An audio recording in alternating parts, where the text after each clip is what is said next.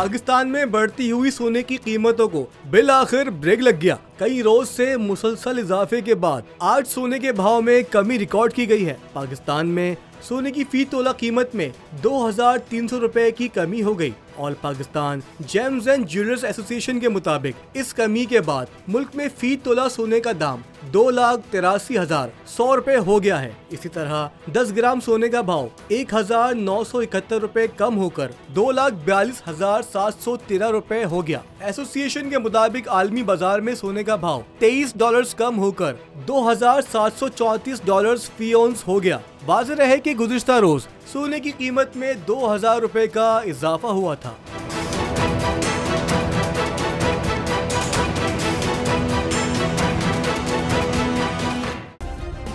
Subscribe करें और bell दबाएं ताकि कोई खबर रह न जाए।